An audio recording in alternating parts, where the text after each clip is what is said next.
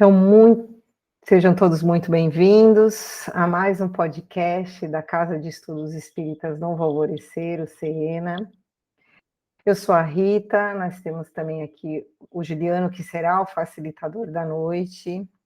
Hoje nós falaremos, faremos os três capítulos finais, o capítulo 28, o 29 e o capítulo 30 do livro Brasil, Coração do Mundo, Pátria do Evangelho, que foi uma obra trazida pelo espírito de Humberto de Campos e a psicografia do nosso querido Francisco Cândido Xavier, reforçando que nós não temos a intenção de trazer verdades absolutas, e nem esgotar aqui a temática que será discutida, mas sim proporcionar reflexões, debates e análises sobre a luz da doutrina dos espíritos.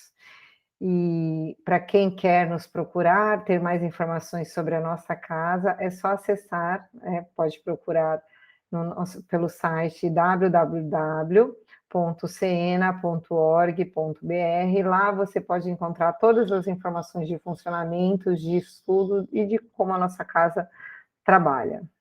Eu vou aproveitar e chamar o Juliano para que ele possa iniciar o estudo dessa noite. Bem-vindo, Ju, é com você. Boa noite, pessoal. Boa noite a todos.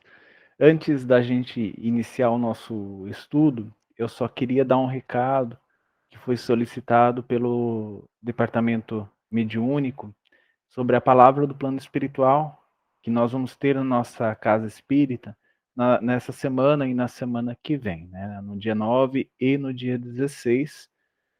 Algumas pessoas fizeram a inscrição, né, para conversar com o mentor. O nosso recado, o recado do Departamento Mediúnico, é que essa conversa, ela é uma conversa como se fosse com um trabalhador da casa espírita encarnado. No caso, ele vai estar desencarnado, né? Vai estar comunicando conosco através de um médium. Então, para que a gente não leve perguntas sobre, meu pai vai ficar doente, eu vou pegar coronavírus, perguntas de cunho pessoal, perguntas, quais são os números da loteria, nada desse tipo, né? Porque este não é o intuito e o trabalho destes espíritos. É claro que eles não vão responder de forma agressiva a uma pergunta dessa, ele vai entender, mas é claro que ele vai explicar também. Porque o que acontece? Ele é um trabalhador da seara do Cristo, assim como tantos outros voluntários encarnados da casa. Eles vão normalmente trazer uma mensagem sobre aquilo que normalmente eles percebem e recebem do alto, né, nas suas correntes de estudo e de oração, ou simplesmente estabelecer uma conversa com você, saber aquilo que está no seu coração e falar um pouquinho sobre as visões e percepções dele, tá?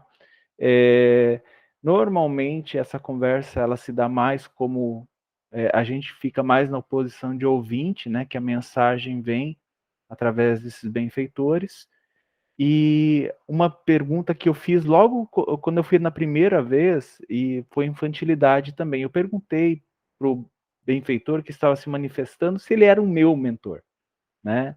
E ele falou, não, eu não sou seu mentor, eu sou só um trabalhador da casa. E muitas pessoas têm essa dúvida, eu vou conversar com o meu mentor, eu vou conversar com o mentor que me guia no dia a dia? Não. O que acontece é que o médium, o voluntário da cena, da casa espírita, vai, como toda a corrente, né, toda a corrente de médiums, vão se preparar, um benfeitor espiritual desencarnado da casa vai se aproximar, e é esse benfeitor que vai conversar com todos os assistidos, né, todas aquelas pessoas que passarem por aquele médium. Então, não fica trocando de mentor. Normalmente, um amigo da espiritualidade vem ali e fala, olha, eu vou conversar com algumas pessoas nessa noite. Eles não sabem quem que eles vão conversar e nem a gente, porque é tudo por ordem de chegada, é encaminhamento, tudo aleatório, tá? Então, por isso que não são encaminhados, esse é o mentor do Juliano, esse é o mentor da Rita. não é dessa forma que acontece, tá? Rita, se você quiser complementar.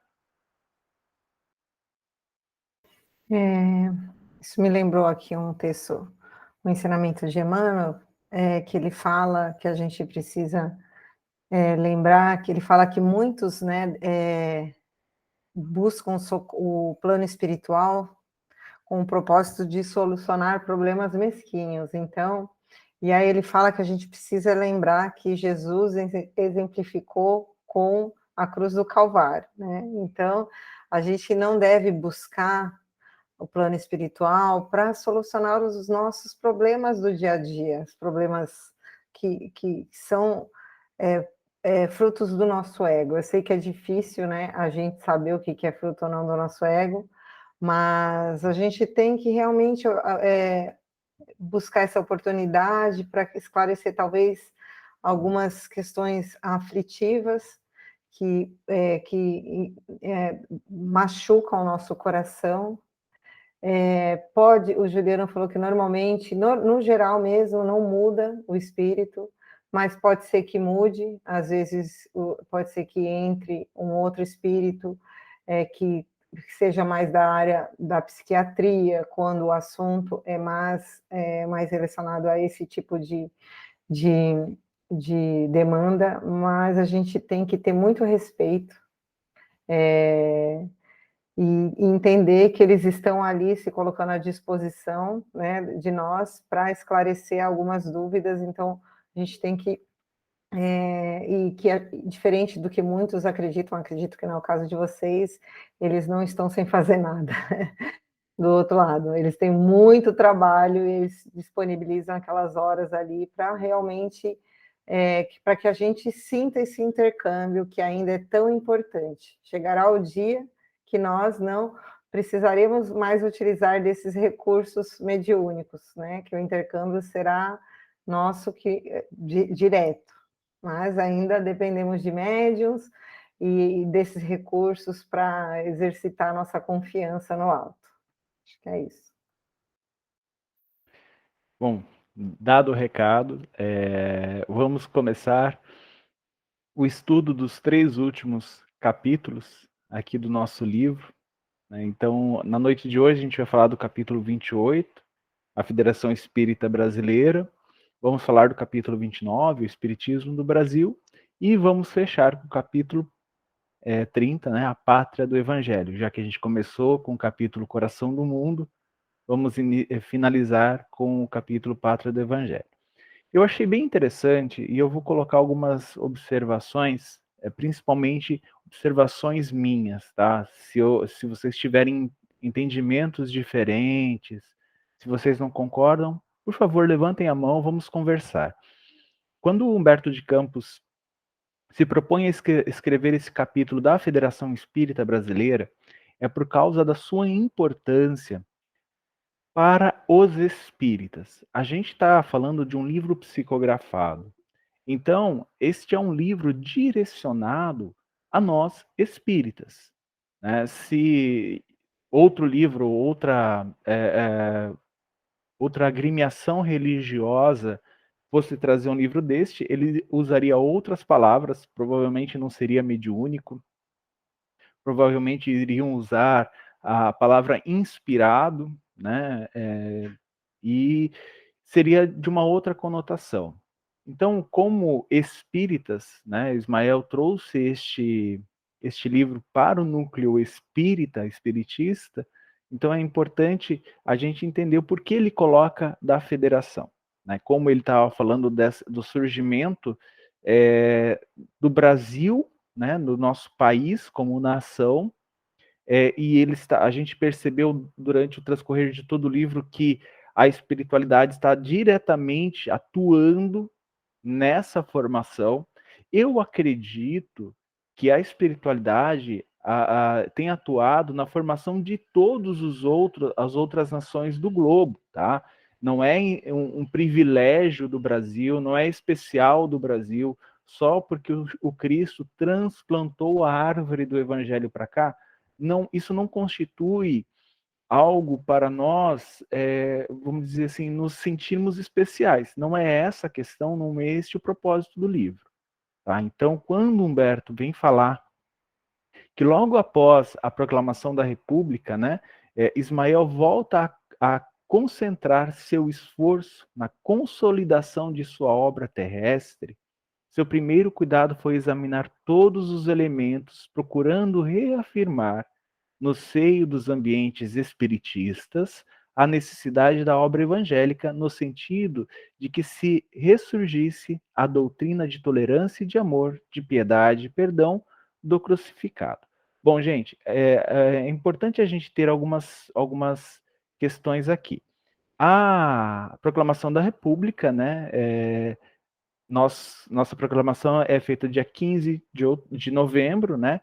E ela foi feita em 1889, né? Então, nós temos o surgimento, né? A primeira publicação do Livro dos Espíritos, ele aconteceu em 1857. Então, a gente tem mais ou menos aí 13 anos de espiritismo, 30 anos, desculpa, 30 anos de espiritismo no mundo, né, para depois e aí a gente teve a proclamação da República do Brasil. Então, logo após isso, Ismael já estava ciente que o Consolador tinha chegado à Terra. Lembra que nos capítulos anteriores o Ismael tinha falado que estava prevista para aquele século a chegada do Consolador aqui ao orbe?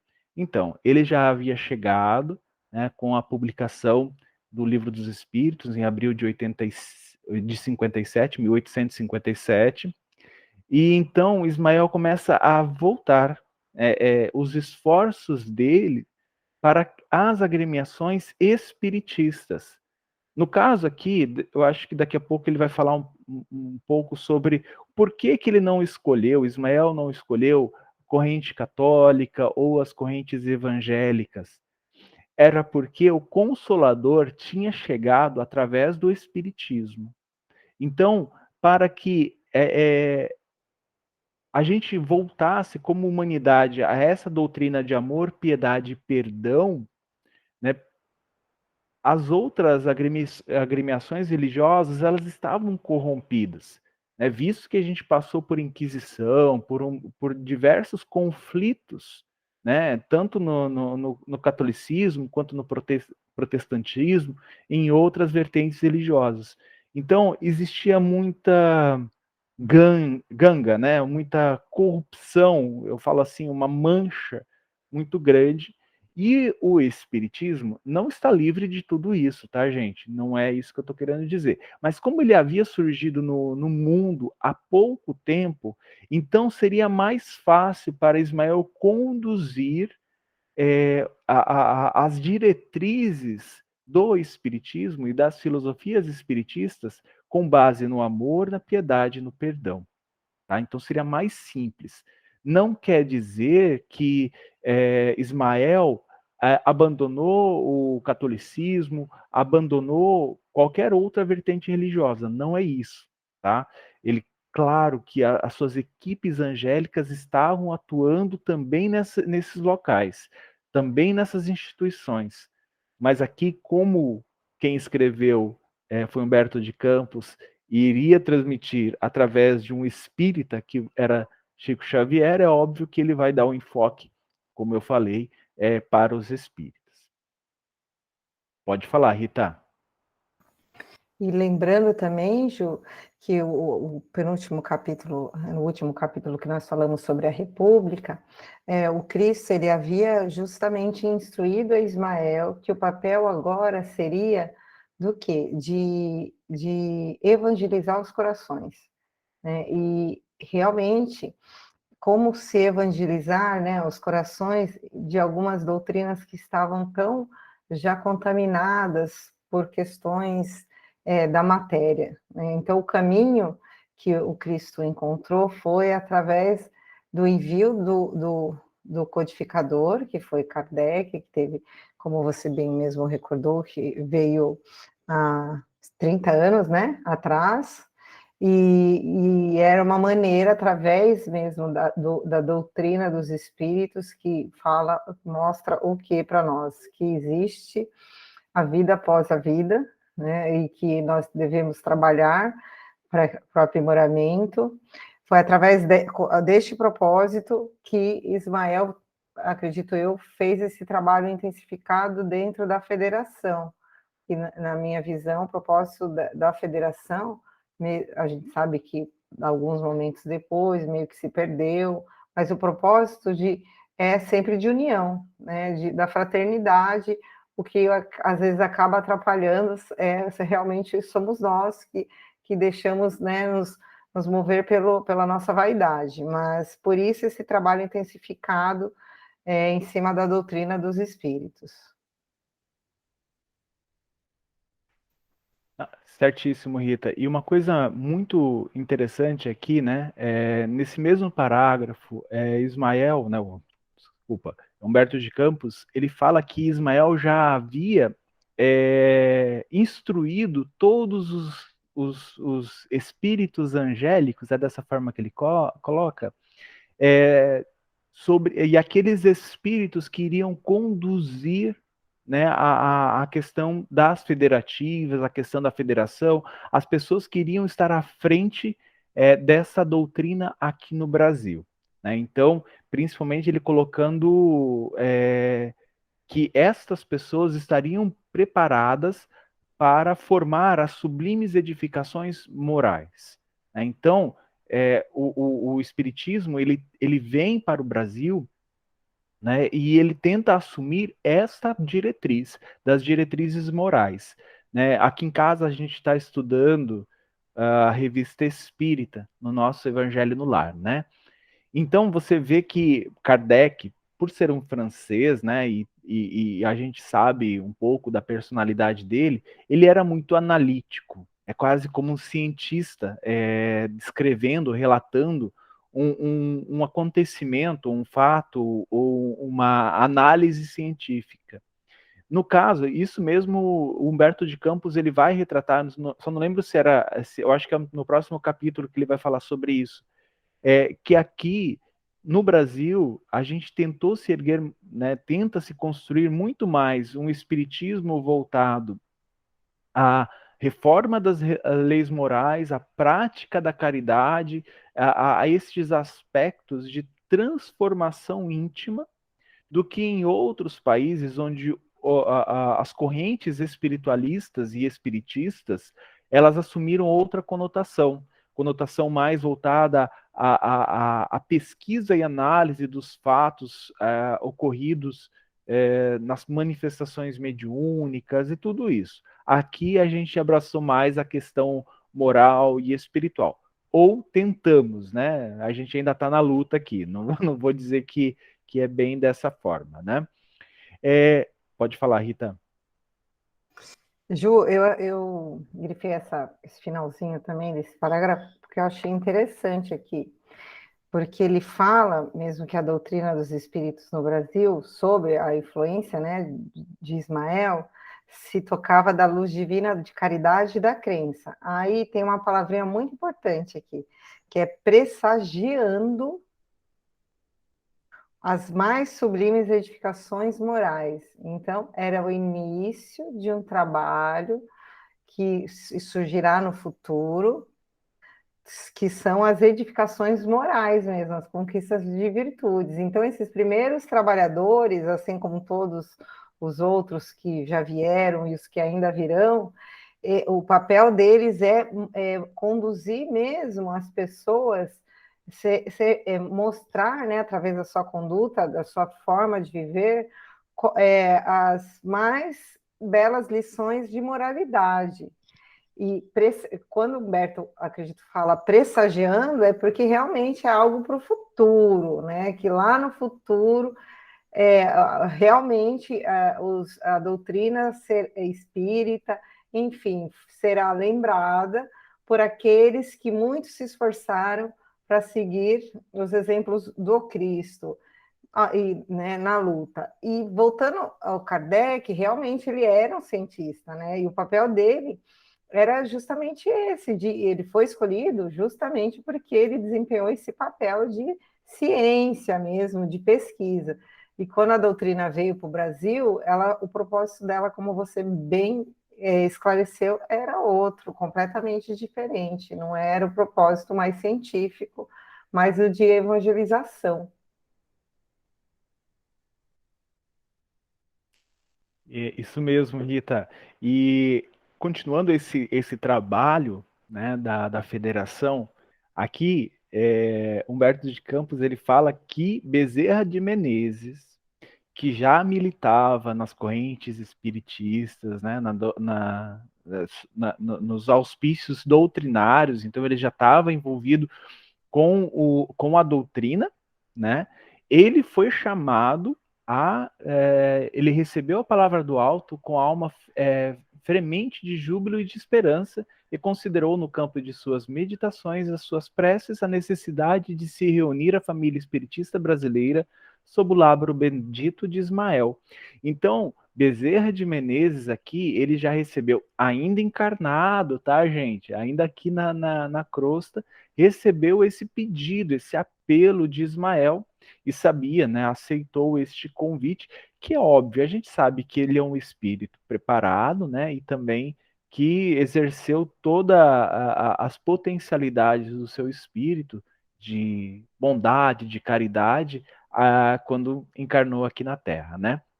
Mesmo antes de conhecer a doutrina dos espíritos, porque não sei se vocês tiveram a curiosidade de ver um pouco sobre a vida de Bezerra, que foi incrível, é muito legal, e a gente comentou um pouquinho no capítulo, né, deste livro dedicado a isso. Então, com isso, ele começou a falar abertamente, né, para o público, né, numa publicação chamada O País, sobre a doutrina dos espíritos, né? Fazendo comentários, principalmente levando uma mensagem de caridade, de amor, né, na propagação do espiritismo. Ele utilizou, porque Bezerra de Menezes já tinha um nome, tá? Então ele foi político, né? Ele foi médico, então ele já tinha esse nome, ele já era uma celebridade. Então ele usou um pseudônimo que muitos, né, celebridades do passado utilizavam esses pseudônimos, uma para fugir de alguns comentários e outra para preservar a mensagem que ele está trazendo, né, que ele está colocando, é mais importante do que o próprio autor. Então, por isso que ele usava um pseudônimo. Esse pseudônimo, o nome é Max, né, então ele escrevia. Se vocês procurarem na internet, vocês vão ver as publicações de Max Bezerra de Menezes neste periódico do O País. É bem interessante, são palavras incríveis, né? Assim, bem confortadoras, de propagação mesmo do Evangelho de Jesus.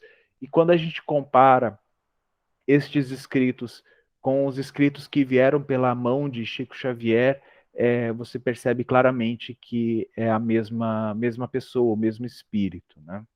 Então, continuando, deixa eu ver onde eu me perdi aqui. Isso.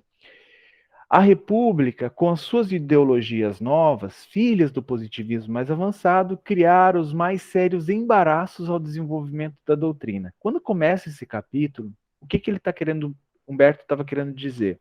No Brasil, logo nesse período de transição para a República, mesmo que em 89 o Estado tenha se tornado laico, né? Então separou religião de Estado e qualquer pessoa poderia exercer sua religião sem que o Estado interferisse. Só que isso não se aplicava para o Espiritismo, né? O Espiritismo começou a ser perseguido. Eu estava até vendo aqui, ele estava no Código Penal, no artigo 157. Isso é um Código Penal de 1890. É claro que já foi revogado, tá, gente? Essas pessoas que eram julgadas e condenadas por serem espíritas, elas tinham de 1 a 6 meses de detenção e tinham que pagar uma multa indenizatória de mais ou menos US$ 270 na época, né? Era bastante dinheiro. Por quê? por causa... Tem alguns motivos para isso, tá? O principal motivo era uma corrente de médicos falando que o espiritismo praticava curandeirismo, né? Então, por causa das curas que realmente os espíritas, começaram a fazer, né? Começaram a propagar, e principalmente porque eu estava lendo um comentário de um jornalista falando sobre isso, o Roberto Parentoni. Ele fala que principalmente por pressão da Igreja Católica, que era a igreja dominante da época, os espíritas eram perseguidos. Por quê? Porque a igreja, com essa separação do Estado e de religião, ela perde poder. Então, para impedir, né, novas religiões, novas correntes religiosas, tentou-se algumas picuinhas, vou dizer assim, e por pressão da Igreja Católica, o espiritismo, a prática do espiritismo era condenável, né, era crime. E é claro que muitos espíritas foram presos, muitos espíritas tiveram que pagar essas multas, né, principalmente condenados disso, de curandeirismo, da prática ilegal da medicina, né, de ser tantas outras questões. Né? O que aconteceu? Os espíritas fizeram uma carta aberta ao ministro da Justiça, né, deste governo transitório, e as coisas foram amenizando, foram se transformando. Mas com isso, né, você vê que surge o Consolador enviado pelo Cristo, lá na França. Chega aqui no Brasil, começa-se o trabalho. E as instituições materiais vêm e barram isso. Né? Tipo, agora não vale mais. Vocês não podem falar sobre espiritismo, não podem estudar a doutrina, não podem começar os trabalhos nem de caridade, nem isso era permitido.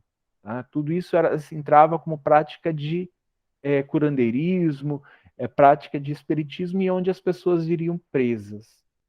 É claro que Ismael foi ter com Jesus, pedindo, né, obviamente enviando os seus apelos ao mestre, e no que o mestre responde a Ismael. Né? Eu separei só algumas partes da resposta do Cristo, tá? Onde ele fala assim: Ismael, concentraremos agora todos os nossos esforços a fim de que se unifiquem os meus discípulos encarnados para a organização da obra impessoal e comum que iniciaste na Terra. Então, os esforços do Cristo e de toda a falange de Ismael era para que o Espiritismo se unificasse, né, para que as pessoas ficassem firmes e fortes, né, na crença, na propagação da doutrina, tornando isso tudo impessoal. É claro que, enquanto isso, transitava essa carta aberta, vários expoentes, pessoas influentes que apoiavam o espiritismo, começaram a conversar com os ministros, conversar com os deputados, principalmente para rever este artigo, né? Mas o Cristo já vai confortando Ismael. E ele continua: na prática dos meus ensinamentos, o Espiritismo será o cristianismo revivido na sua primitiva pureza. Né? Principalmente porque, como a Rita colocou muito bem, essas outras agremiações religiosas já estavam corroídas, né? Com manchas que era difícil de tratar ali. E faz-se mister coordenar todos os elementos da causa generosa da verdade e da luz para os triunfos do Evangelho. Então, Cristo estava ali apoiando Ismael para que ele continuasse na tarefa, para que ele continuasse, não desistisse dessa tarefa grandiosa das reuniões, das correntes espiritistas. A caridade valerá mais que todas as ciências e filosofias no transcurso das eras, e será com ela que conseguirás consolidar a tua casa e a tua obra. Então, o Cristo já está falando aqui, Ismael, o caminho é a caridade. Fala, né, intui a todos aqueles encarnados lá, né, que deixem de lado todos os quereres pessoais e se foquem na caridade. Aqui Humberto de Campos fala que Ismael conseguiu atender a este pedido, essa concepção do mestre na sua íntegra, e aí é onde ele falou, né, que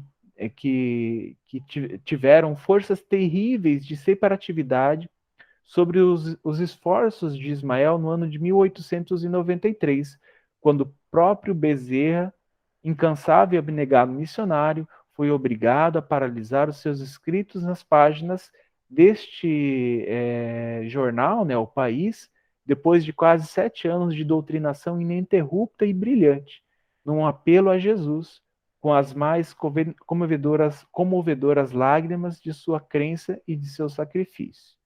Então, as forças contrárias também estavam se agitando aí, principalmente nesse período de 1893.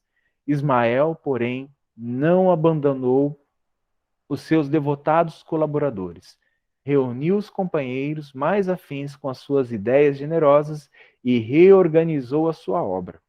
As ordens e observações de Jesus foram cumpridas por ele integralmente. Escolheu as reservas preciosas da federação e assentou dentro dela a sua tenda de trabalho espiritual.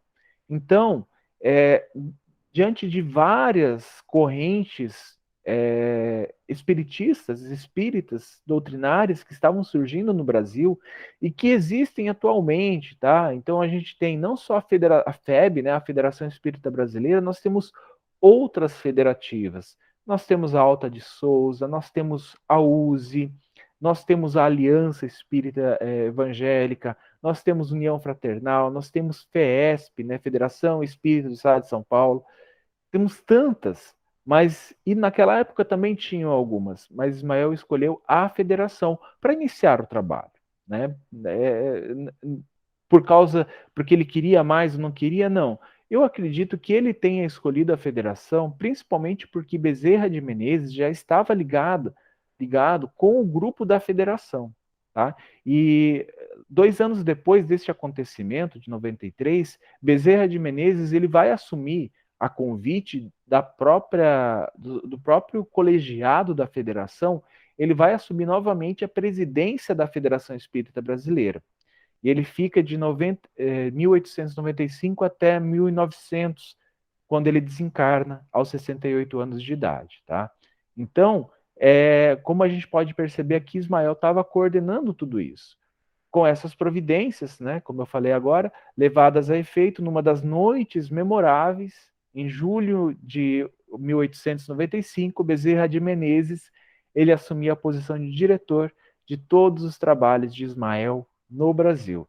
Então era Bezerra de Menezes que, aqui encarnado, ele recebia essas orientações de Ismael. Pode falar, Rita. Para não perder o costume do delay, Ju, eu achei muito interessante na mensagem, na instrução do Cristo para Ismael, eu grifei aqui, eu achei interessante a maneira como ele trouxe a questão da caridade. Ele fala assim, e como as atividades humanas constituem em todos os tempos. Então, assim, em todos os tempos, tudo que é o que a gente constrói aqui, né? Todas as atividades, as nossas construções humanas. Um oceano de inquietudes, a caridade pura deverá ser a âncora da tua obra, ligada para sempre ao fundo dos corações, no mar imenso das instabilidades humanas. A caridade valerá mais do que todas as ciências e filosofias, no transcurso das eras, em todos os tempos, como nós já aprendemos na Epístola Paulina. E será com ela que conseguirás consolidar a tua casa, a tua obra. E isso é tão importante assim para a gente, porque a gente precisa olhar com caridade quando a gente passa por alguma situação estranha, vamos dizer assim, com essas instituições ou com pessoas que comandam, né, que estão ali com essa responsabilidade de representar instituições que foram criadas por homens, porque como Cristo aqui mesmo nos mostra, tudo que nós construímos, ele é arregado de inquietudes, né? Porque nós vivemos essa inquietude dentro de nós. E nós precisamos ter caridade. Todas as vezes que nós nos sentirmos estranhos ou talvez constrangidos, e não olhar para uma instituição, para uma obra evangélica, seja ela qual for, e olhar e definir essa obra pela postura, a conduta de uma pessoa, de um ser que é errante, assim como nós. Não, nós devemos olhar uma obra de evangelização, independente da doutrina, mas pensando, como o Juliano deixou bem claro aqui, que é uma obra do Cristo, que são caminhos diferentes, mas que a chegada vai ser a mesma. E, às vezes, uma conduta equivocada de um representante, de um trabalhador, ele não pode representar a obra em si, que a obra é sempre do Cristo. E sempre que nós, espíritos eternos, que ainda estamos em aprendizado, estivermos na frente, ou trabalhando, ou, melhor, auxiliando o Cristo, a gente vai errar. Mas a obra do Cristo nunca é errada. Errado somos nós, as nossas atitudes de vez em quando. Era isso, Ju. Obrigado, Rita. Eu vou comentar, daqui a pouco eu comento um pouco mais sobre isso. Aqui no final, nesse último parágrafo desse capítulo, tem umas informações legais. Mas só antes desse último parágrafo, Humberto de Campos fala o seguinte: a sua organização federativa é o programa ideal da doutrina no Brasil, quando chegar a ser integralmente compreendido por todas as agremiações de estudos evangélicos no país. Tá. Entendo assim, este programa é ideal para a formação, né, e instrução das pessoas que frequentam, que vão buscar a doutrina, para aprender um pouco mais sobre a doutrina. Porque, assim, a gente sabe, né, que o Espiritismo, ele é, sim, aquele local onde você pode chegar e conversar sobre suas dores, que você vai encontrar pessoas que podem tentar te auxiliar através do estudo que eles têm no Evangelho, do aproveitamento da vida dessas pessoas. Tem isso também, tem essa parte consoladora que eu acho incrível do Espiritismo. Mas também tem a parte estudo, também tem a parte de informação, também tem a parte de saber um pouco mais das coisas que acontecem ao nosso redor, o porquê eu fiquei daquele jeito, quais foram os motivos que me levaram a ter determinada postura ou desenvolver determinada doença, desenvolver determinada enfermidade. Tudo isso, né, o Espiritismo, ele te dá as bases para você construir e procurar, né? Mas aqui, eu acredito que Humberto de Campos não esteja querendo falar assim, olha, gente,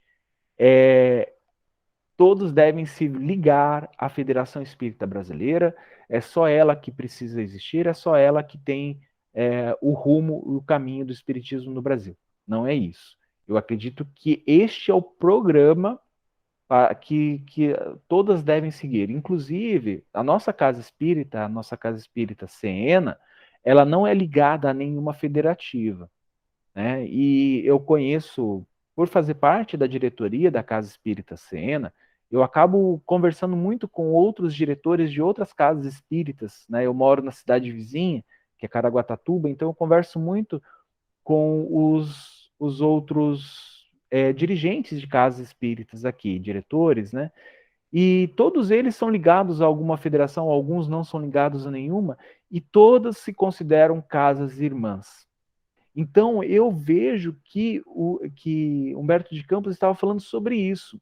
Quando, mesmo que determinada casa espírita ligada à USE, a outra à União Fraternal, a casa espírita Sena não é ligada a nenhuma.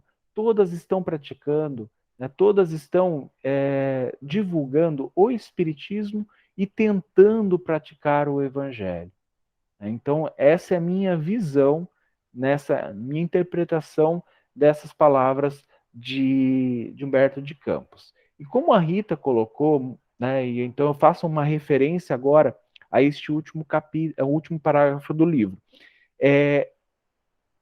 Sim, as pessoas são que erram, né? Como ele coloca aqui, as forças das sombras alimentam muitas vezes o personalismo e a vaidade dos homens, mesmo daqueles que se encontram reunidos nas tarefas mais sagradas. Então, assim, no Espiritismo eu não vou encontrar pessoas que são individualistas, apegadas às suas paixões, que querem aparecer mais que os outros, que pensam muitas vezes em maldades. Gente, é ilusão. Todos aqui, né, somos homens falíveis.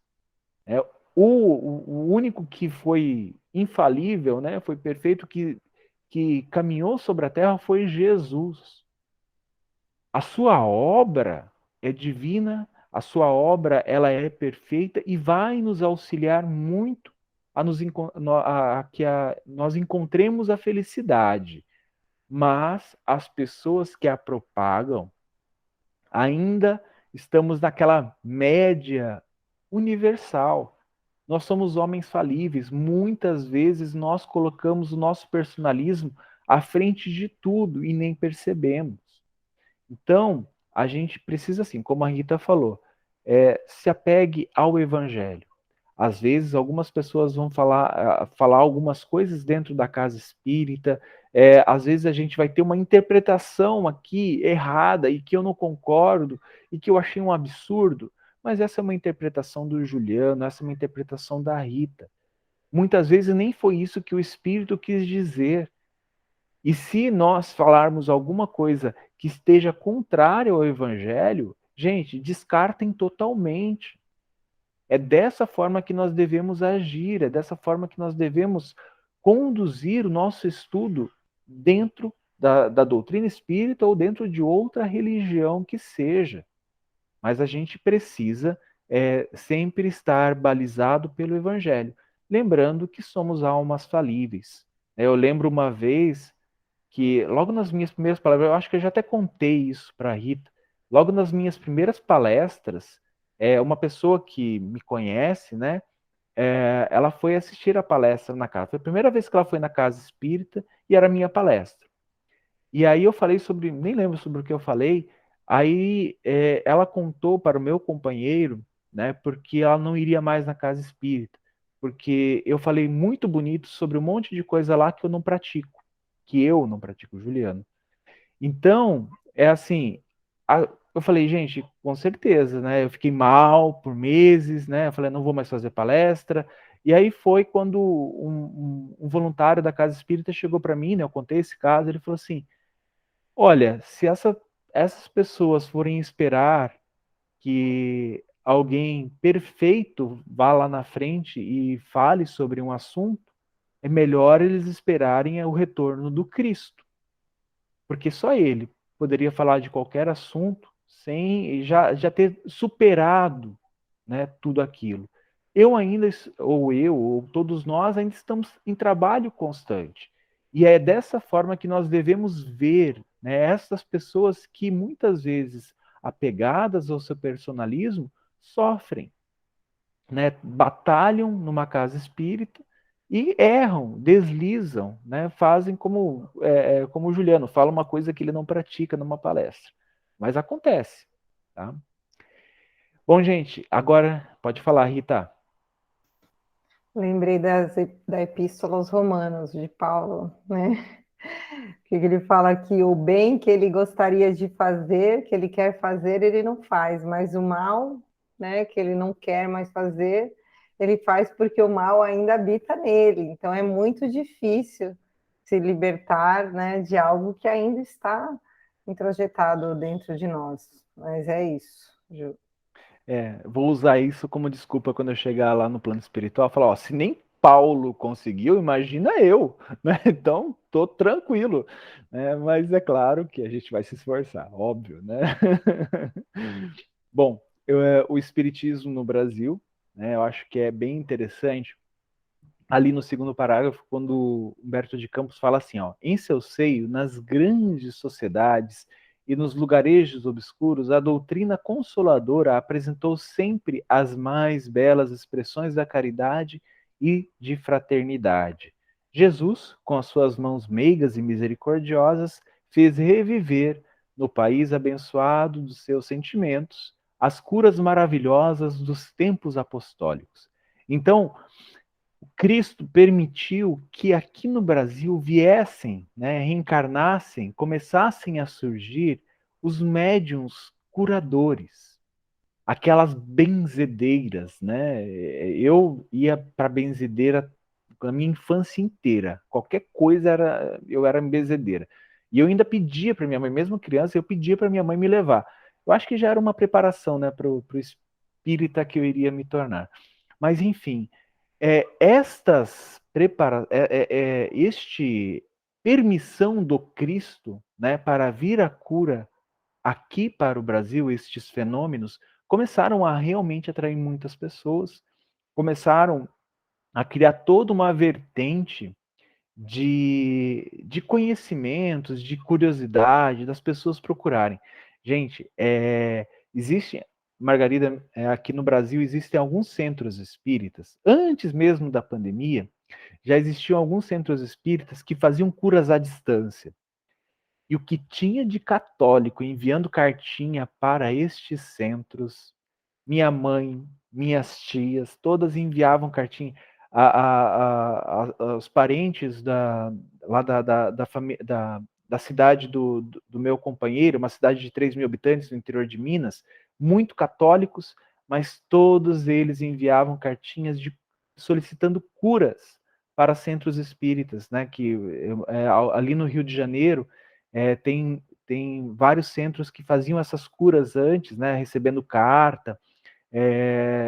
Eu não sei se a Kátia já ouviu, como a Kátia é do Rio, ela já ouviu falar no Centro Tupiara, né, que são vários centros que recebiam essas cartinhas, e para eles, independente se a pessoa era espírita ou não, né, é dessa forma que se faz a caridade.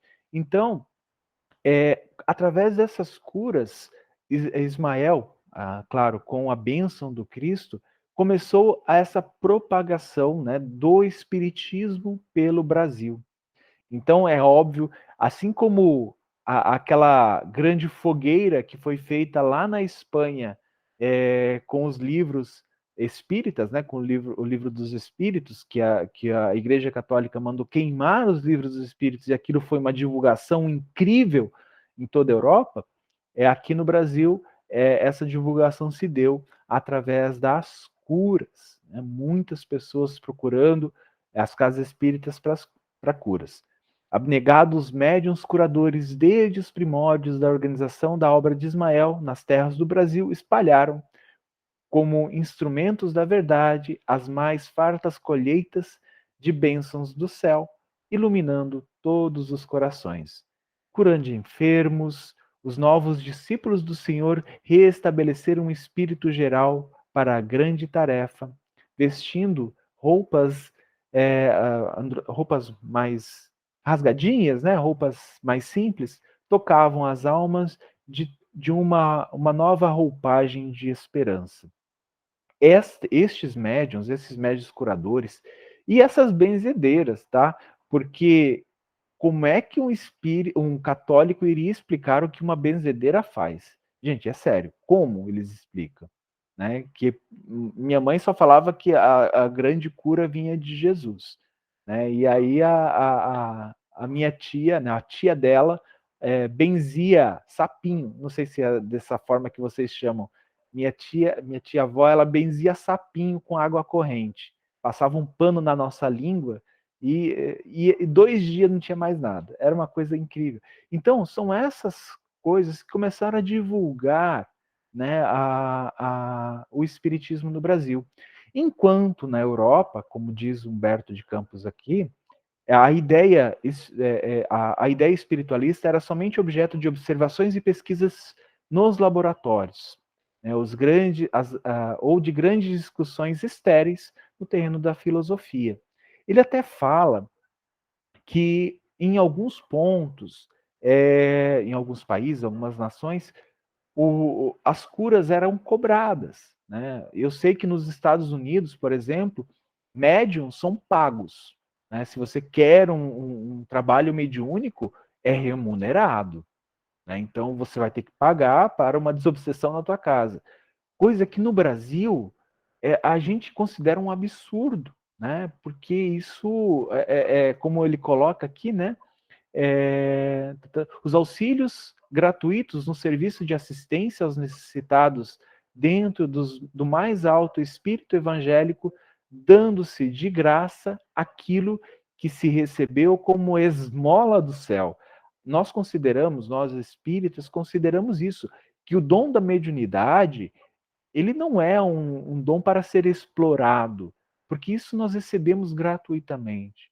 Então, isso é por acréscimo de misericórdia que nós recebemos, nós médiuns recebemos isso, e é com essa ferramenta, com esse dom, que nós vamos progredir moralmente. Porque ajudando o outro, eu estou me ajudando. Muitas vezes a dor do outro faz eu olhar para dentro das minhas dores e saber que caminho tomar. E muitas vezes a mensagem que vem através de um benfeitor para este assistido, através do médium, essa mensagem serve muito para o médium. Quantas vezes eu já não psicografei mensagens e que eu fiquei lendo, porque essas mensagens não eram para mim, era para outro assistido, mas assim, essas mensagens se encaixou perfeitamente na minha vida, naquele instante. Então, só pontuando isso que Humberto de Campos pontuou.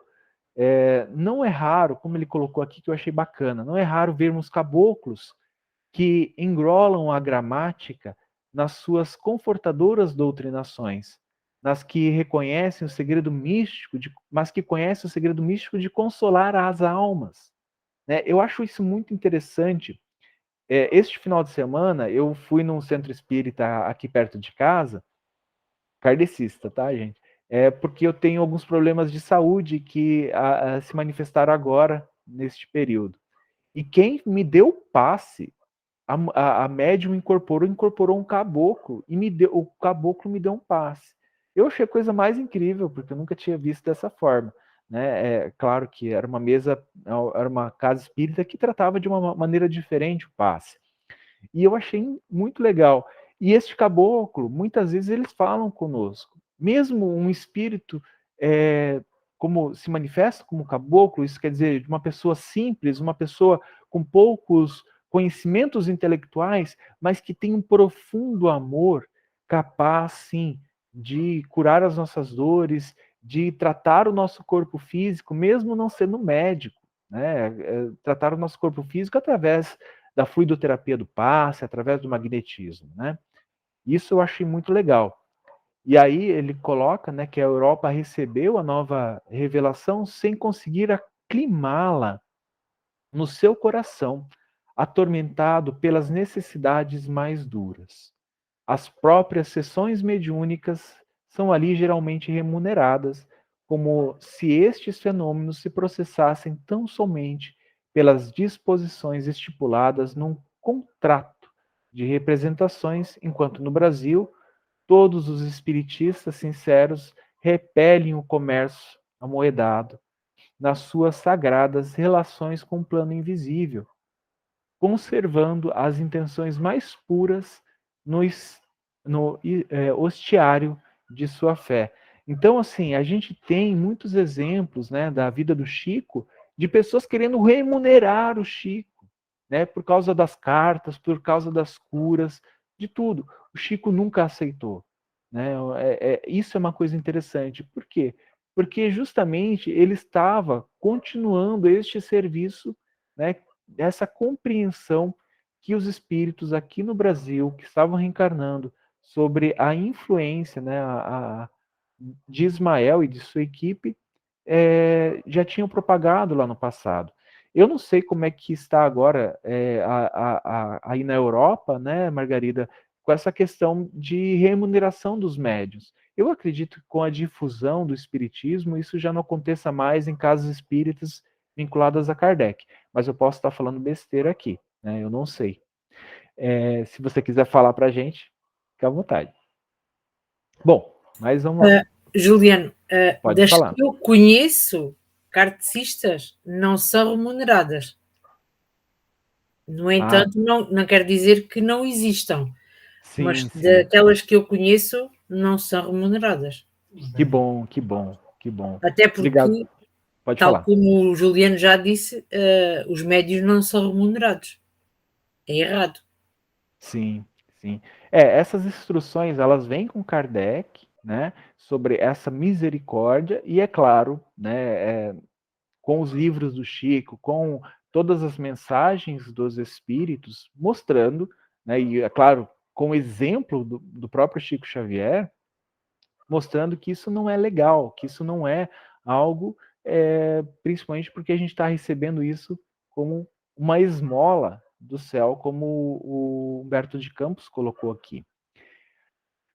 E ele coloca, né, no capítulo, no parágrafo seguinte, ele fala assim: a essas forças que tentam a dissolução dos melhores esforços de Ismael e de suas valorosas falanges do infinito, deve-se o fenômeno das excessivas edificações particularistas do espiritismo no Brasil, particularismos que descentralizam o grande labor da evangelização. É aquilo ligado àquela parte final do capítulo anterior, e quando ele fala disso, eu posso estar julgando em pensar isso, mas eu vejo principalmente aqueles autores espíritas que querem explorar as suas obras psicografadas, né? Não são poucos, aqui no Brasil são muitos autores espíritas que fazem isso, né? E eles têm várias artimanhas, falam assim: eu não recebo nada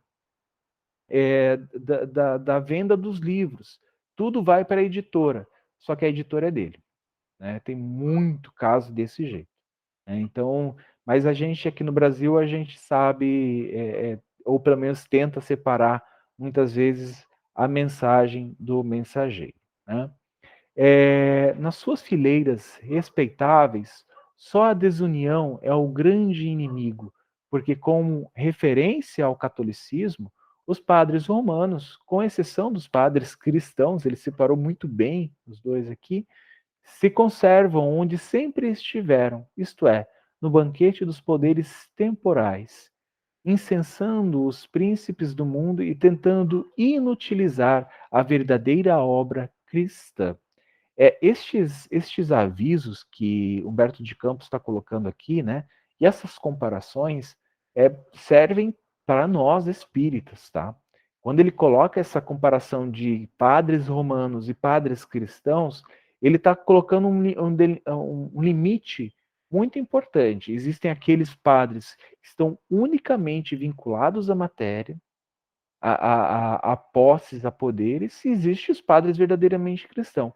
Como aqui no Brasil, no Espiritismo, existem aqueles espíritas, aquelas casas espíritas, aquele grupo espírita que está totalmente voltado a tentar ajudar ao próximo, a tentar divulgar o evangelho através do estudo das coisas mais simples, e existem aquelas pessoas que estão ligadas a poderes temporais. Há poucos anos no Brasil, a gente teve o caso do João de Deus, né, que foi um escândalo para a gente aqui. E claro que a federação já tinha se afastado dele há muito tempo, muitos movimentos espíritas kardecistas já tinham se afastado do João de Deus, né? Ainda existia muita referência a ele, por ser médium, por produzir fenômenos, mas a grande maioria, o núcleo que percebeu isso, já tinha se afastado dessa questão do João de Deus, mas é sempre bom lembrar que a gente tem que separar a obra do obreiro, né? Temos de considerar, né, que a Igreja Católica, aqui é uma ponderação sobre por que talvez a Igreja Católica não foi divulgador, né, escolhido por Ismael e pelo Cristo. Não quer dizer que ela não continue, mas aqui um dos pormenores. A Igreja Católica se desviou de sua obra de salvação por um determinismo histórico que a compeliu a colaborar com a política do mundo, em cujas teias perigosas a sua instituição ficou encarcerada e que, examinada a situação, não é possível demonstrar-se desmontar-se a sua máquina de um dia para o outro. Bom, a minha análise aqui do que Ismael escreveu é o seguinte: a Igreja Católica, né, a instituição, a gente sabe como ela surgiu e por que ela surgiu lá no Império Romano, né? Isso, ela precisava desse contexto histórico para conseguir propagar e, vamos dizer assim, manter, pelo menos da melhor forma possível, intacto o ensinamento do Cristo. Ela se corrompeu, por quê? Porque ela é formada de homens corrompíveis, que todos somos. Só que é muito difícil, como a Rita mesmo colocou no início desse nosso estudo, é muito difícil conseguir, né, ele coloca aqui, desmontar essa máquina de um dia para o outro.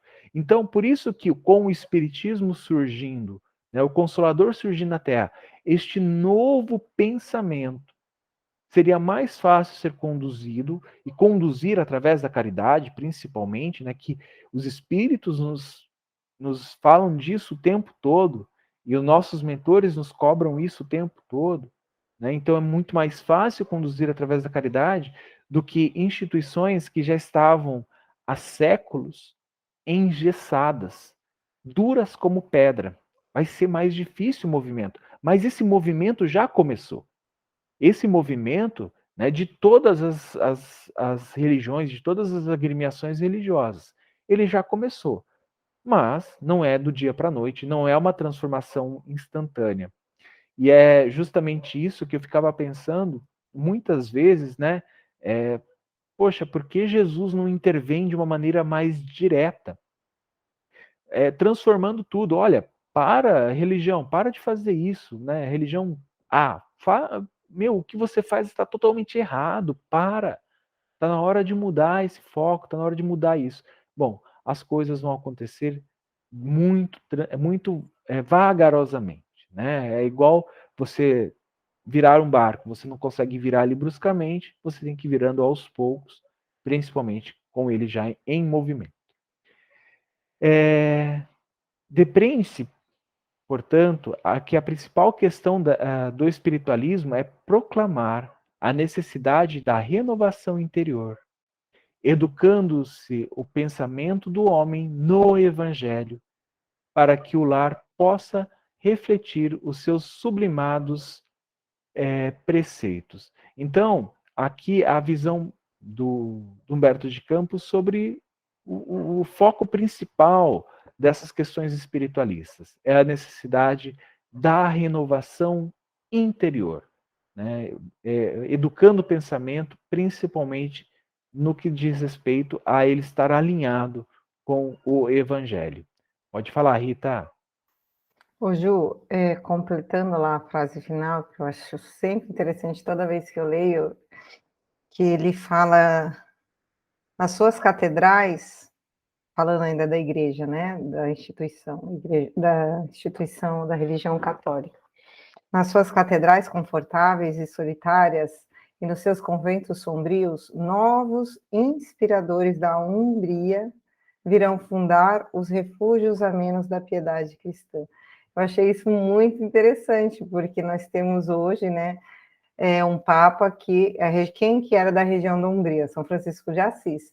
E nós temos hoje um Papa que é franciscano, que é o Papa Francisco, e que já fez tantas mudanças, ainda está fazendo, né? Está sofrendo, com certeza, tantas mudanças na igreja. E então a gente, aqui, Humberto de Campos, sutilmente nos deixa uma mensagem que as mudanças virão dos franciscanos, provavelmente, né? Não só do Papa Francisco, mas dos que seguiram, que seguem né, o exemplo de São Francisco de Assis, que tanto nos ensinou, e então a gente percebe que realmente são espíritos que estão mais ligados ao desprendimento da matéria mesmo, que tem uma preocupação com a caridade um pouco maior. Era isso, Ju. Obrigado pela análise. Eu nem tinha percebido isso, você acredita? Nem tinha me atentado. Olha como é bom a gente estudar em grupo. E aí, terminando este parágrafo, ele fala assim, ó, dentro, pois, do Brasil, a grande obra de Ismael tem a sua função relevante no organismo social da Pátria do Cruzeiro, vivificando a sua seara da educação espiritual. É para isso que essa obra de Ismael, junto à doutrina espírita, está aqui no Brasil, para essa educação espiritual.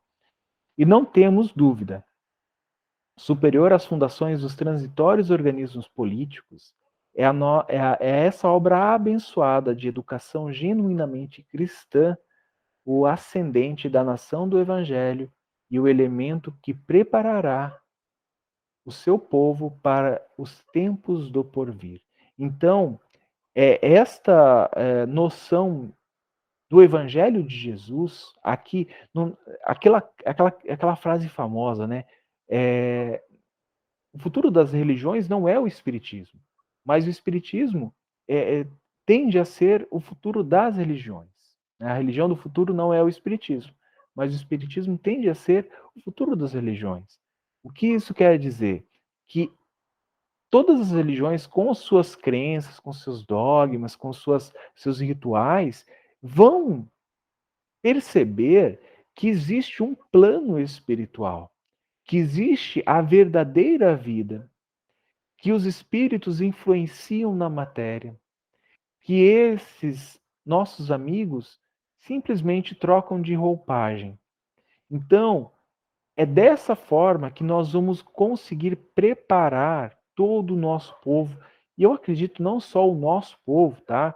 Eu acho que isso é uma questão que envolve o orbe todo o planeta Terra será preparado por porvir, tá? Isso quer dizer, onde a humanidade vai ter a noção, a ciência de que o plano espiritual existe e nós estamos mergulhados nele. Isso é uma coisa que para mim está muito clara que vai acontecer no futuro. A constatação de que o plano espiritual é acessível a todos. Não é só acessível a médiums na casa espírita. Como a Rita, né, colocou quando a gente estava falando sobre a mensagem do plano espiritual, daqui a pouco vocês não vão mais precisar conversar com o espírito através de um médium.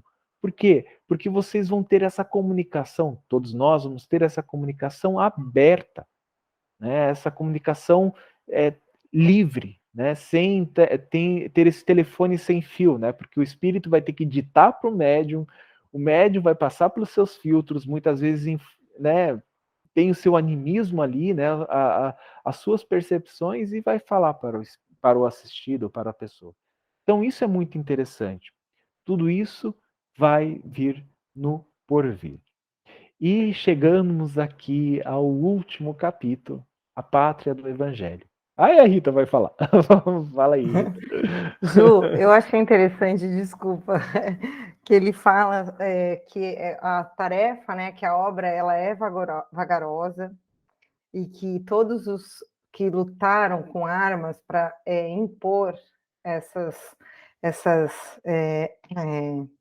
impor a compreensão do mundo, os preceitos do Cristo, tudo isso não teve sucesso, e que as lições, né, do Salvador elas devem ser implantadas no coração para que realmente o mundo comece a se regenerar.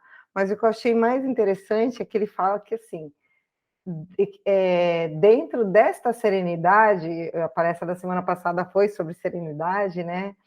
E sob a luz da humildade, do amor, que ele fala sobre o Espiritismo, qual que é a obra do Espiritismo. E eu achei interessante, ele fala assim, está claro que a doutrina não poderá imitar as disciplinas e os compromissos rígidos das instituições romanas, porque na sua característica liberais, o pensamento livre para o estudo e para o exame deve realizar uma das suas melhores conquistas. E nem é possível dispensar totalmente a discussão no labor do aclaramento geral. A liberdade não exclui a fraternidade, e a fraternidade sincera é o primeiro passo para a edificação comum. Então, a doutrina, ela tem que deixar mesmo o pensamento livre, que as pessoas, para deixar que as pessoas exponham o que sentem, o que pensam, mas com fraternidade. E a discussão de pensamentos,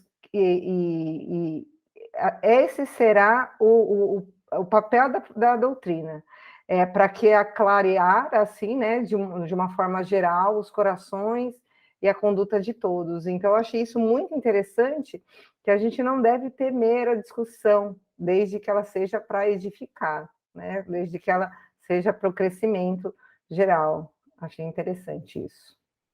Muito, Rita. Até eu ia comentar, e quando eu olhei o tempo, eu falei, meu Deus do céu, não vai dar. Então, é por isso que eu pulei. Mas olha, já que você comentou, eu vou falar sobre isso também. Eu estava pensando, né, muitas casas espíritas, elas não são ligadas a essas federativas, elas são independentes, né? Mas é o que Kardec, lá na codificação, já falava, que o ideal são comunidades espíritas pequenas, né, para que se tratem como irmãos e tal, mas principalmente porque ela tem que atender é, aquela determinada sociedade, aquela determinada comunidade. Né? Adianta falar que aquilo que nós aplicamos na Casa Espírita Siena seja levado aqui para uma casa espírita aqui de Caraguatatuba, cidade vizinha, e mesmo assim são diferentes. Né? As pessoas têm necessidades diferentes. Então, tudo isso, né, essa liberdade de pensamento, ela é muito importante. Né? Como você colocou, algumas práticas, algumas maneiras de tratar, algumas maneiras de se pensar, têm que ser debatidas com serenidade, com tranquilidade, para que nós possamos, sim, aceitar e compreender a melhor maneira de nós praticarmos o Evangelho de Jesus, né? O mais próximo do amor que Jesus colocou como basilar do seu Evangelho. Né? Achei muito interessante. Obrigado, Rita. E a Pátria do Evangelho agora, o último capítulo do nosso livro, né, ele coloca aqui uma coisa bem interessante. Com a República, o Brasil, né, atingiu a maioridade coletiva e as falanges do infinito, naturalmente, concentraram as suas possibilidades e esforços no desenvolvimento da obra de Ismael no país do Cruzeiro.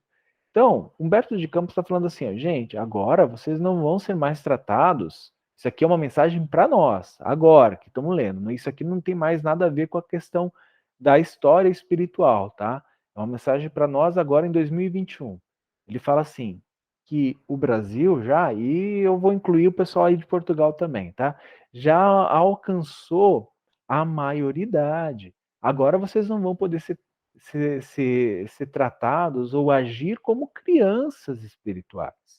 Então, nós já atingimos essa maioridade, precisamos sim nos esforçar para manter essa maioridade, porque se a gente fosse ser tratado como criança novamente, a gente teria que ir para um outro orbe, para um outro planeta, ser um degradado, e não é isso que a gente quer. Eu espero que não seja o que as pessoas aqui estejam querendo, né? Eu quero ficar nesse planeta com celular, com internet, né? Com um banho, né? Com shampoo, sabonete, que é o mais importante.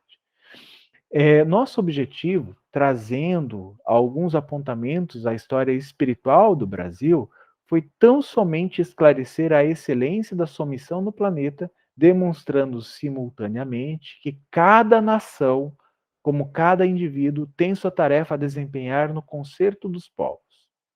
Então, nós somos um planeta, não somos separados. Aqui, Humberto de Campos está falando assim: olha, eu trouxe essa obra não para que vocês se vangloriem por ser, Brasil, coração do mundo, pátria do evangelho.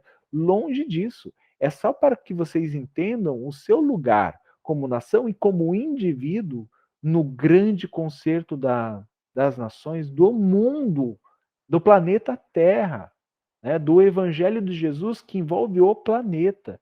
Ele não é exclusivo da região lá de Israel, da região da Jordânia. Não, ele não é exclusivo aqui do Brasil, ele não é exclusivo da Europa, da América do Norte ou de qualquer parte do globo. O nosso governador planetário é Jesus, e ele governa todo o globo, ele não governa só o Brasil.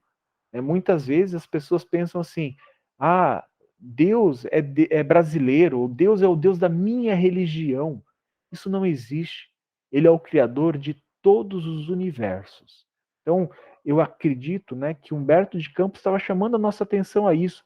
E essa obra é direcionada para que a gente entenda a nossa posição aqui no Brasil ou qualquer outro país do mundo, né, desse mundo a que pertencemos, que nós temos um compromisso coletivo e nós precisamos desempenhar a nossa tarefa individual também, né, o nosso aprimoramento individual para que a gente possa aprimorar o coletivo.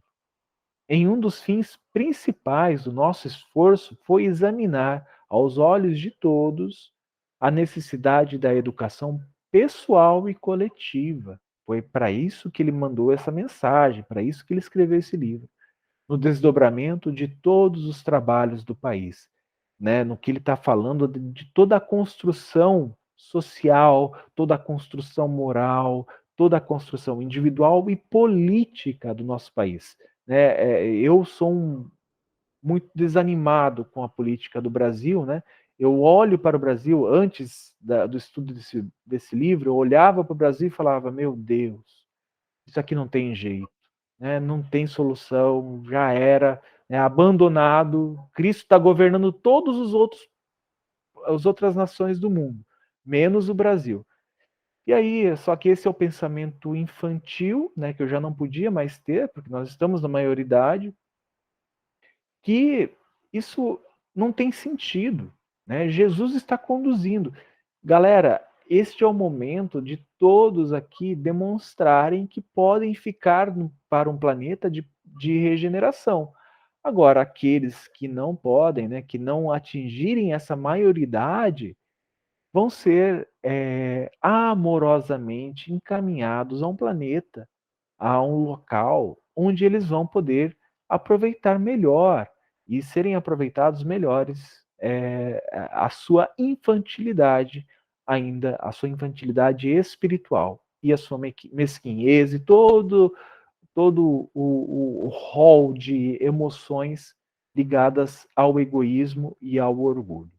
O maior problema é da educação nacional para que os filhos das outras terras, necessários e indispensáveis ao progresso econômico da nação, não se sintam dispostos a reviver no Brasil as taras de suas antigas organizações, e sim, absorvidos no círculo espiritual do país do Evangelho, possam integrar as suas fileiras de fraternidade e evolução.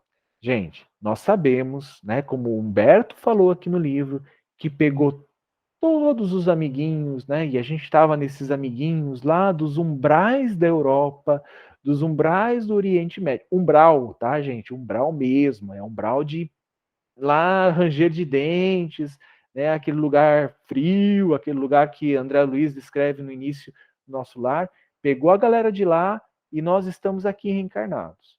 Tá? Então, a preocupação do Humberto de Campos aqui foi falar, olha, para a gente não repetir os mesmos erros que a gente cometia lá, que a gente foi parar nos umbrais desses locais por esses erros, por essa insistência, por essa persistência no mal, para a gente não repetir aqui no Brasil. Então, essa é uma grande preocupação dele, que ele demonstra nesse parágrafo. E, chegando já ao final, ele fala assim: todas as fórmulas humanas, dentro das concepções que experimentam, por mais elevadas que se figurem, são perecíveis e transitórias. A política sofrerá, no curso dos séculos, as alternativas do direito da força e da força do direito, até que o planeta possa atingir relativa perfeição social com a cultura generalizada.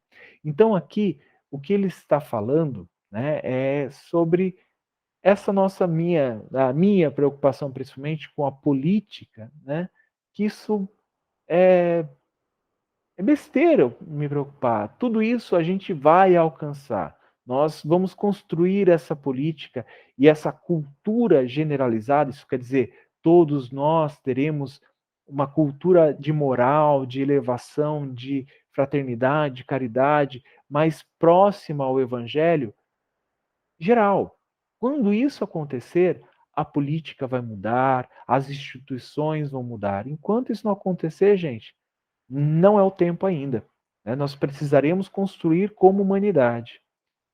Conhecedores dessa grande verdade, supliquemos, aqui já é uma prece, né? Eu vejo como uma prece de Humberto de Campos, falando assim: supliquemos a Jesus se digne a derramar do orvalho de seu amor sobre os vermes da terra, né?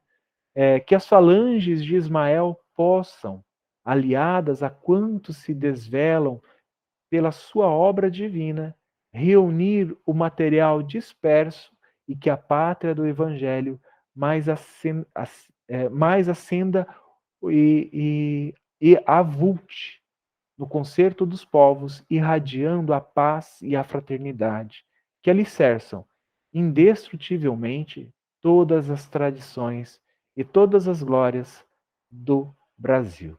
E assim ele termina este livro maravilhoso.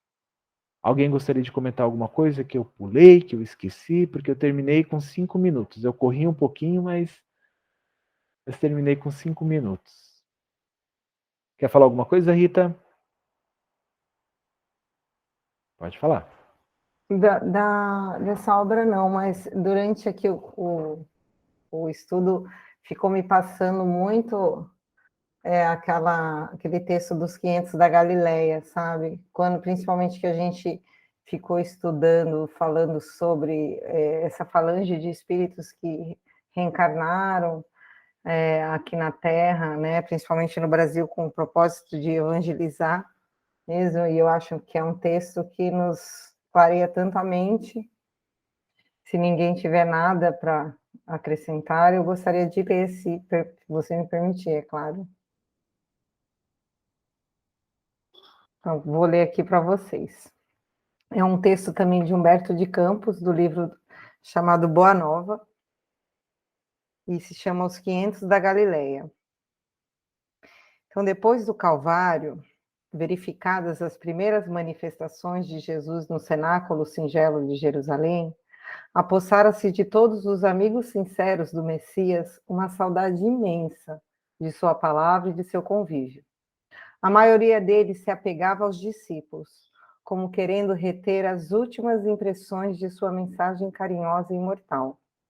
O ambiente era um repositório vasto de adoráveis recordações. Os que eram agraciados com as visões do Mestre se sentiam transbordantes das mais puras alegrias. Os companheiros inseparáveis e íntimos se entretinham em longos comentários sobre as suas reminiscências inapagáveis. Foi quando Simão Pedro e alguns outros salientaram a necessidade do regresso a Cafarnaum, para os labores indispensáveis da vida. Em breves dias, as velhas redes mergulhavam de novo no Tiberíades, por entre as cantigas rústicas dos pescadores.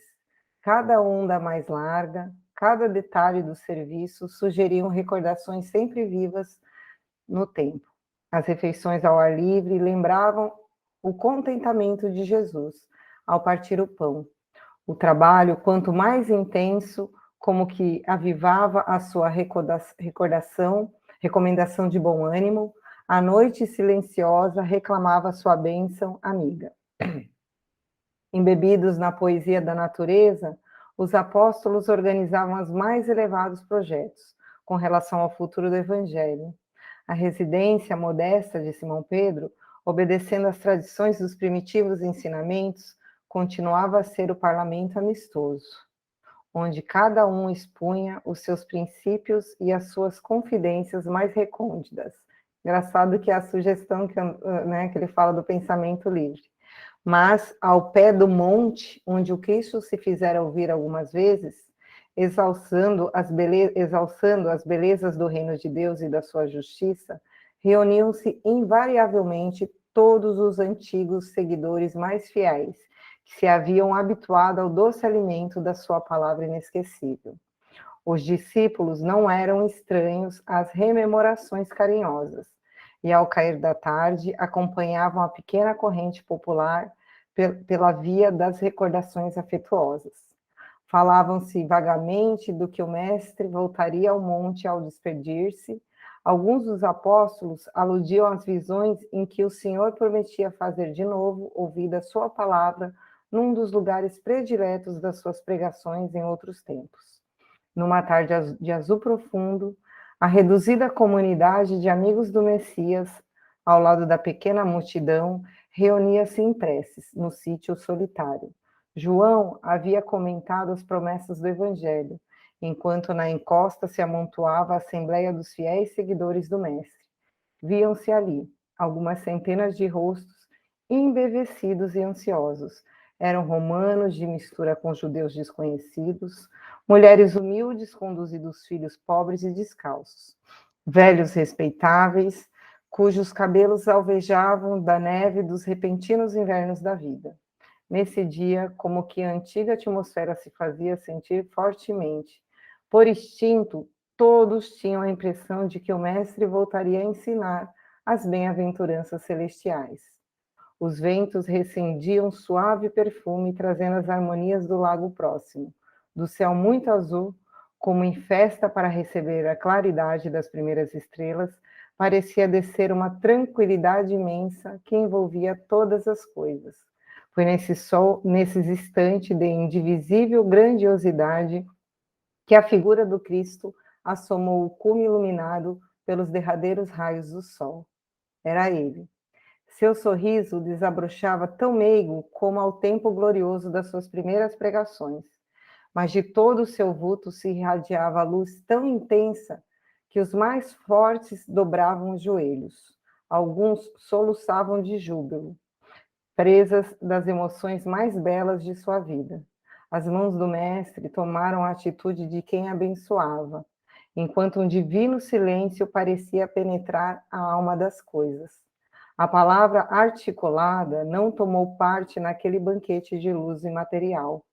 Todos, porém, lhe perceberam a amorosa despedida, e no mais íntimo da alma lhe ouviram a exortação magnânima e profunda. Amados, a cada um se afigurou escutar na câmara secreta dos corações. Eis que retomo a vida em meu Pai para regressar à luz do meu reino. Enviei meus discípulos como ovelhas ao meio de lobos, e vos recomendo que lhes sigais os passos no escabroso caminho.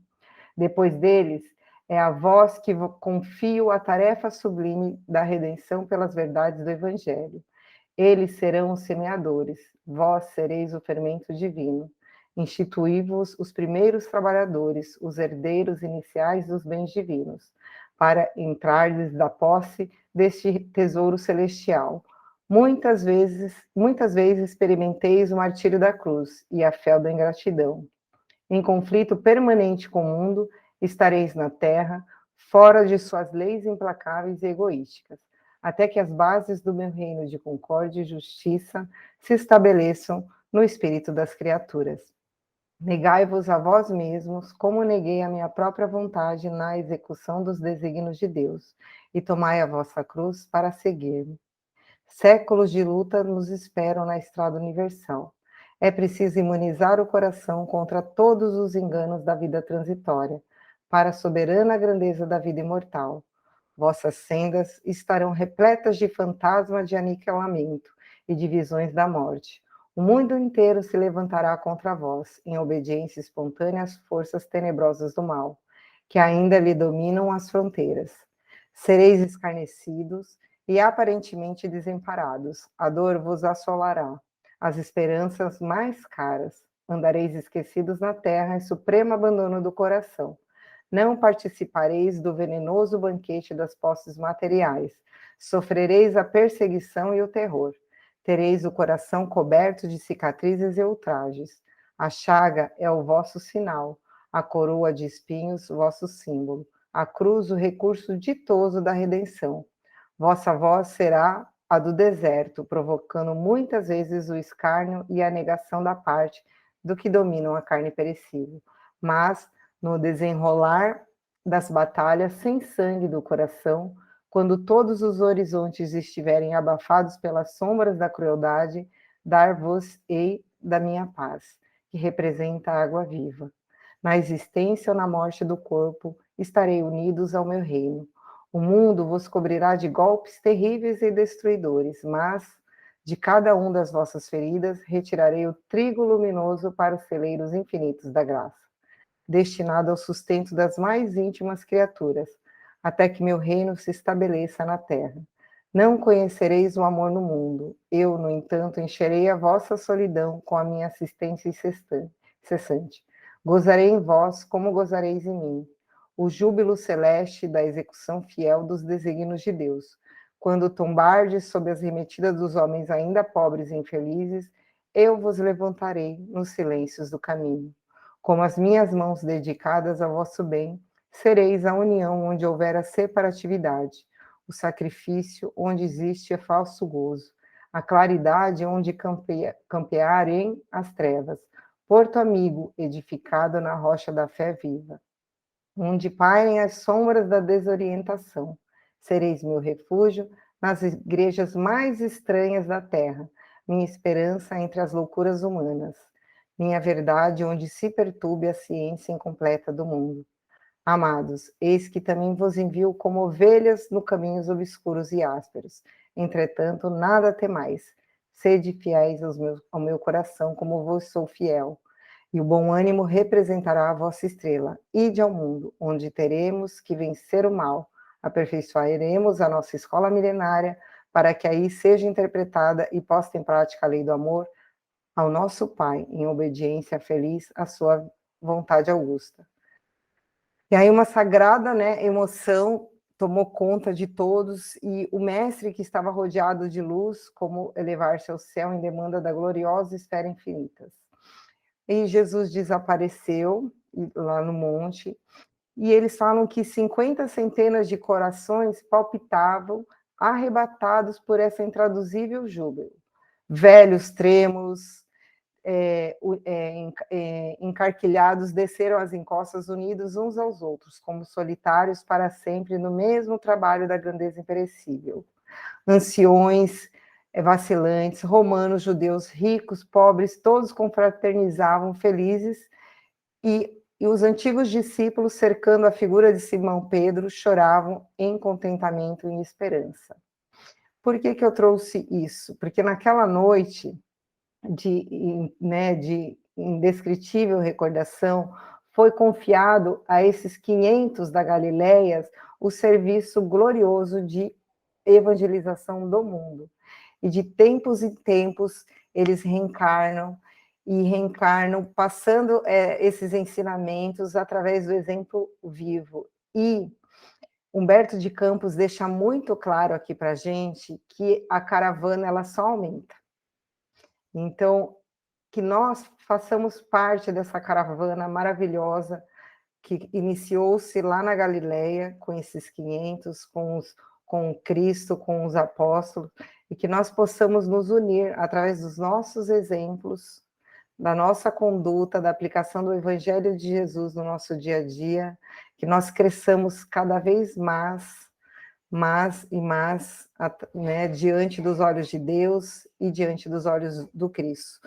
Desculpe, aí eu passei 10 minutos do horário, peço desculpa, mas eu achei muito pertinente para nós, e eu espero que vocês tenham gostado bastante aí desse estudo que nós fizemos. Ju, desculpa aí.